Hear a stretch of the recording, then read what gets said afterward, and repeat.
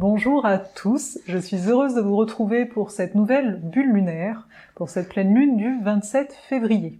Avant toute chose, je voulais vous dire que ça y est, les inscriptions, ou devrais-je dire les préinscriptions pour la voie du feu sacré sont ouvertes.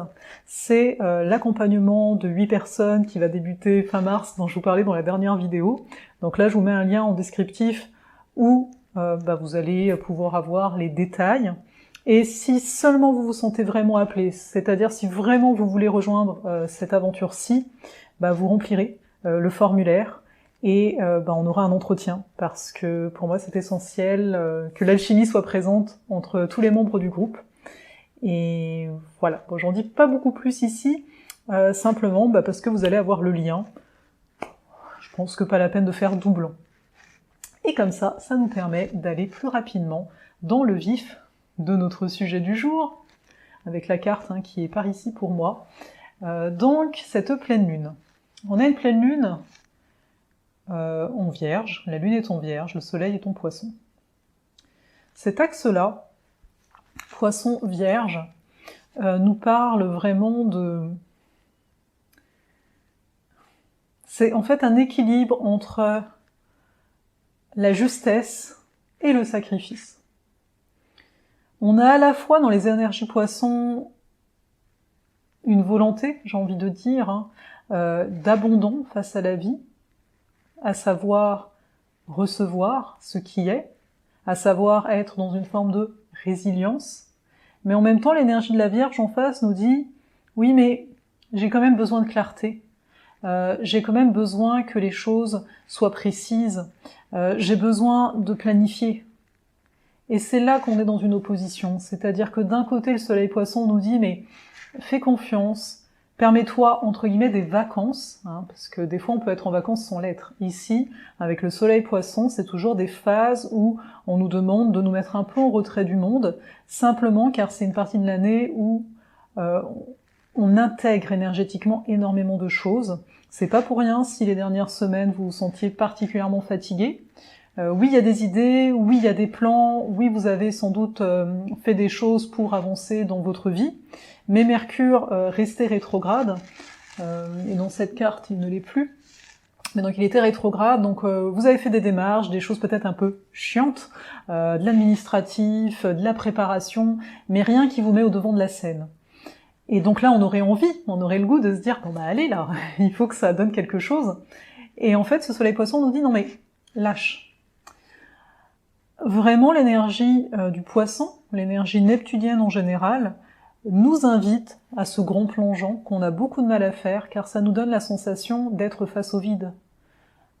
Plonger dans l'océan et se dire je suis une goutte de cet océan, et par conséquent mon ego en tant que tel se dissipe, disparaît, c'est pas évident. Enfin, pour l'ego, on en a tous un, il est pas là pour rien, mais c'est vraiment pas évident. Et donc on a une part, et on le verra, le soleil n'est pas tout seul en Poisson, une énergie qui nous dit de suivre le flot, de pas essayer de contrôler, de prendre la main. Et de l'autre côté, la Lune, c'est quand même le besoin et en même temps la peur. Et donc, comme je vous l'ai dit, il y a un besoin de clarté, il y a un besoin que les choses ressemblent à quelque chose. Concrètement, on est dans de la terre. Il y a un besoin peut-être aussi de se sentir utile, dépendant ici des contextes.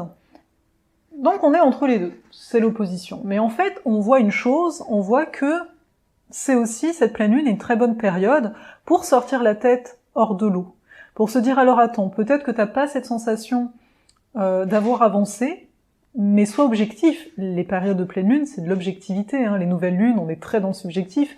Ici, il y a une objectivité de se dire, non mais alors attends, t'as quand même fait ça, t'as fait ça, on est beaucoup dans le faire quand même, dans la Vierge, t'as fait telle chose, mais à quel point t'as pris le temps d'être, c'est-à-dire t'as pris le temps de voir peut-être les pensées inconscientes qui sont présentes, t'as pris le temps de prendre le temps justement, c'est-à-dire de ne pas te sentir oppressé par l'incertitude, par des deadlines, par des choses que tu penses qu'il faut faire là maintenant.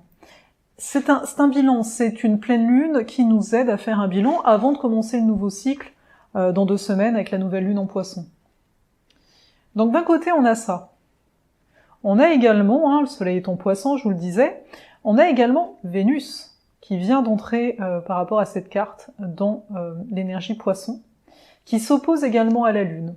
Donc là, on a envie d'être en contact avec la nature, on a envie d'être en contact avec notre foi. Pour certains, ça peut être aussi une envie d'être dans le silence, ou d'être au contraire en relation avec un aspect plus musical de la vie. Ce qui est vraiment important à retenir avec Vénus en poisson, c'est que d'un côté, on a envie de rêver, et c'est pas forcément mal, et d'un autre côté, on a envie de croire en fait, on a envie que notre foi nous porte, et donc ça soutient l'énergie du soleil. Mais la Lune est quand même en face. Et c'est comme une sorte de mini-tension qui dit, ben oui, moi j'ai envie de profiter, d'aller à mon rythme, de m'oublier, entre guillemets, d'oublier que demain je dois me réveiller pour aller au travail, par exemple. Là, pendant cette soirée, je ne suis plus qui je suis, et voilà. Mais il y a quand même la Lune qui nous rattache, qui nous dit à chaque fois, c'est correct, ça, d'être en relation avec ton être intérieur, de te déconnecter. On a vu dans la dernière nouvelle lune, pour moi, il y avait une notion de temporalité, d'habiter la temporalité. Et là, c'est comme s'il y a une invitation à se dégager de cette temporalité. Sauf que, donc, la lune en Vierge, encore une fois, elle nous ramène au fait d'avoir un quotidien solide. Pourquoi ça? Parce que si j'ai un cadre, je peux me laisser aller. C'est-à-dire, c'est une chose à l'heure actuelle, pour l'énergie là, c'est une chose que de se laisser aller, de flotter, et en fonction des personnes, ça peut plus ou moins bien se passer. C'est-à-dire, ça dépend de votre cadre. C'est-à-dire, je dis beaucoup c'est-à-dire, donc, si j'ai quand même dans mon quotidien, je me note, j'ai des choses à faire, je me les note parce que je sais que ces choses-là, quand je les fais, ça me donne une satisfaction. Si je me tiens donc un rythme, si je me le donne, ce cadre, dans le quotidien, j'aurai l'espace de cette Vénus et de ce soleil poisson, j'aurai l'espace d'être davantage dans une forme de sacré. J'aurai en fait le récipient pour accueillir ma spiritualité, pour accueillir mes rêves, sans que ces derniers ne viennent me noyer. Parce que comme je viens de vous le dire, si on n'a pas finalement un minimum de cadre avec cette pleine lune, et c'est ce qu'on a pu voir peut-être les dernières semaines aussi, eh bien il se passe quoi? Il se passe que je me sens pas bien, que je me sens un peu brouillon intérieurement, que l'esprit est pas clair. Et ça ne nous fait pas du bien. Donc cette pleine lune, on n'a pas vu tout le reste encore, mais vraiment, c'est, même si ça peut demander un effort pour certains, c'est de garder un minimum de rythme, un minimum de contact avec la réalité, un minimum de contact avec ce qui, a priori, est peut-être pas le plus drôle, le plus fun, le plus amusant. Mais cette réalité est nécessaire. Parce que c'est grâce à cette réalité qu'on va construire et qu'on aura les fruits dans 6 mois, lors de la nouvelle lune, donc en septembre, lors de la nouvelle lune en Vierge. Donc c'est une période, en fait, c'est ça c'est une période en fait très importante, même si on a l'impression de pas avancer fort, quoi. Il n'y a pas trop de manifestations extérieures. Ensuite, on a toujours Neptune, bien entendu, qui est aussi présente. Elle touche pas le soleil directement, mais elle soutient tout ce que je viens de vous dire, je vais pas me répéter indéfiniment. Alors, on a également, dans tout ça, on a Mercure qui maîtrise la Lune, vu qu'il maîtrise la Vierge. Mercure qui est redevenu, là, direct. Un Mercure Verseau, toujours. Donc ça a pu donner beaucoup d'idées, ça a pu donner beaucoup d'agitation, ça a pu donner beaucoup de projections par rapport au futur. Ouais, il pourrait y avoir telle possibilité, telle possibilité, telle possibilité. Comme je vous le disais dans la dernière vidéo, il y a ce au cas où. Voilà, vu tout ce qu'on avait en Verseau, il y avait beaucoup de au cas où, au cas où, au cas où. Ces au cas où ont pu alimenter une certaine anxiété. La Lune est en Vierge. Mais chose qu'on oublie avec la Vierge, c'est le fait d'être dans le présent. C'est pour ça que je vous disais, rêver, prendre du temps pour soi, être en contact, on va dire, hors de notre réalité habituelle, c'est bien. Mais si on garde toujours, il y a un besoin de rester quand même en contact, même si ce contact ne répond pas à cette tendance au contrôle qu'on peut ici tout savoir. On peut pas contrôler. Donc c'est quelque chose qui est là depuis longtemps, on le sait, mais là c'est encore une période qui nous invite, et j'ai envie de dire de façon encore plus douce, parce qu'il y a peut-être un épuisement en arrière-fond de la part de notre mental à accueillir en fait. Mais donc, ce Mercure, il est pas tout seul, il est conjoint à Saturne et il est conjoint à Jupiter. Donc on a deux types d'énergie ici. D'un côté, on a un type d'énergie qui nous dit « j'ai besoin de structurer ma pensée, j'ai besoin de structurer mes projets ». Ici, ça peut être des projets à long terme. On est quand même dans un signe fixe, hein, même si on pense que l'air est quelque chose d'adaptable, de mutable, etc. Ce qui nous apporte l'adaptabilité, c'est surtout les poissons et la Vierge, qui sont des signes mutables, c'est-à-dire des signes qui finissent les saisons. Mais donc Mercure, lui, il est quand même fixe, c'est-à-dire que pour beaucoup, je pense qu'il y a des projets qui se sont solidifiés. Alors certains peuvent être dans la rigidité, c'est-à-dire de ne pas lâcher alors que peut-être ça ferait du bien de lâcher, mais pour d'autres, à mon sens, c'est davantage, vu qu'il y a eu Mercure rétrograde juste avant, vous avez commencé à créer, ça a commencé à prendre forme, et Mercure, quand je vois Saturne, c'est de dire, bon bah là, maintenant, tu peux en parler. Maintenant, tu vas avoir le fruit des choses que tu as faites durant les 3 dernières semaines. C'est-à-dire, il peut y avoir des manifestations extérieures à nous qui viennent répondre à ces projets qu'on a. On a aussi Mercure conjoint Jupiter. Il y a vraiment une volonté d'apprendre. Alors peut-être que pour certains, ça va être un moment propice d'entrer à nouveau en formation. Pour d'autres, ça va être de transmettre également, de partager, de dialoguer, d'ouvrir vraiment, non pas ici les horizons, mais d'alimenter un réseau, d'alimenter des groupes, d'alimenter un collectif. Donc on voit qu'ici, les projets qu'on peut créer tout seul ont besoin de connexions extérieures pour être pérennes dans le temps. Également, bon bah Saturne est toujours en aspect de tension à Uranus, donc c'est sûr, on est dans une période d'entre-deux, c'est-à-dire on voit bien que la vie va pas être comme avant, mais on sait pas trop à quoi elle va ressembler. Toutefois, comme je viens de le nommer, il y a quand même des projets, il y a des choses qui se mettent en place, il faut juste accepter que ça mette du temps. Saturne est toujours là. Ensuite, on a Mars à la toute fin du Taureau, qui est en aspect de tension, qui est en carré à Vénus. Alors, bon, Vénus, elle est en Poisson quand même, donc c'est pas des signes qui s'entendent pas, c'est vraiment au niveau des degrés, les deux planètes, voilà. Donc ça nous donne quoi? Ça nous donne une forme de... ça peut être une forme de frustration. C'est-à-dire que on a un Mars-Taureau qui, lui, a besoin qu'on dise les choses de façon tranchée, c'est ça qu'il faut faire, c'est concret, ok, j'y vais. Sauf qu'une Vénus-Poisson peut être un peu... il faut que je le sente. Ouais, non, mais en fait, je veux ça, mais je pourrais vouloir aussi tout autre chose. Donc pour un Mars-Taureau, c'est difficile d'agir pour ce qu'on veut si ce qu'on veut n'est pas clair. Et c'est là que vous voyez qu'on revient à cette lune en Vierge qui nous rappelle qu'on a un besoin de clarté, on a un besoin de définition, on a un besoin d'écrire, de noter. Bref, quoi que ce soit qui puisse clarifier.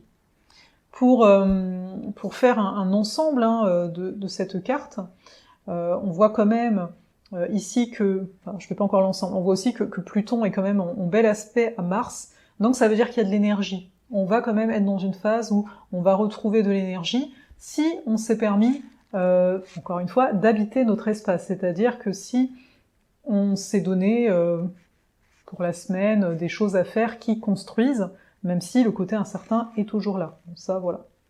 Mais donc de façon globale à cette carte, on l'a compris, vraiment ce qui ressort du lot, en tout cas à mon sens, parce qu'il peut y avoir plusieurs types d'interprétations, et c'est très bien, c'est de voir qu'on a des projets, qu'il y a des choses qu'on a fait pour ces projets-là, ils commencent à se clarifier, et ne tient plus qu'à nous désormais à la fois d'être en résilience, c'est-à-dire de cesser de vouloir saisir l'insaisissable, c'est-à-dire de vouloir deviner ce qui ne peut pas être deviné tant que le temps n'est pas passé, il y a quand même toujours cette notion de temps derrière, et de l'autre côté, d'arriver à s'ordonner, d'arriver à se discipliner un minimum, c'est ce que j'appelle habiter le présent, habiter notre espace, habiter le temps tel qu'il est aujourd'hui.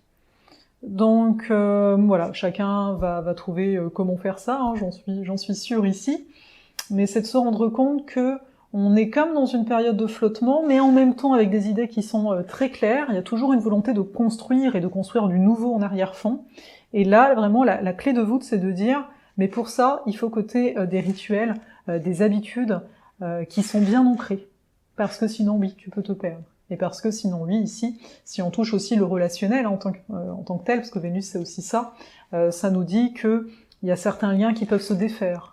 On peut se rendre compte, là, à la lumière de cette pleine lune, que des personnes sur lesquelles vous pensiez pouvoir compter, en fait, vous pouvez pas compter sur elles. Vous pouvez voir aussi que certaines personnes de votre entourage ont du mal à faire le clair dans leurs projets. Rentrent peut-être dans une forme de dépendance à quelque chose, c'est pas forcément quelque chose de méchant, mais vous savez quand on dit on met la tête sous l'eau parce que c'est pas on a la tête sous l'eau, on met la tête sous l'eau, je suis pas sûre que ça existe là. Bon, on met la tête sous l'eau parce que c'est trop difficile et on veut fuir. Avec le poisson, il y a toujours quand même cette notion de fuite qui peut être présent. C'est pour ça encore une fois que enfin voilà, peut-être que vous avez l'impression, pas pour tout le monde, mais que les choses sont un petit peu gelées, mais ça ne tient qu'à nous de ritualiser notre quotidien, c'est-à-dire d'amener le spirituel dans la matière au quotidien, parce que ça c'est là. Alors oui, demain on ne sait pas ce qui va se passer, on ne sait pas si les projets vont pouvoir tenir, on fait des projets un peu dans le flou, mais de voir qu'on a cette aptitude avec cette pleine lune d'être dans l'adaptabilité, et de voir que finalement c'est notre état d'être, hein, le soleil est en poisson, c'est notre état d'être qui détermine notre vie. Donc de pas oublier ça. Je vais m'arrêter là-dessus, et je vais vous souhaiter une très belle pleine lune, une très belle période, et ouais, je vais pas rajouter plus. C'est quand même aussi un bon temps, enfin surtout quand Mercure était rétrograde, vous avez pu le voir, un bon temps pour revenir à soi, il y avait vraiment besoin. Et là je pense que ça va continuer.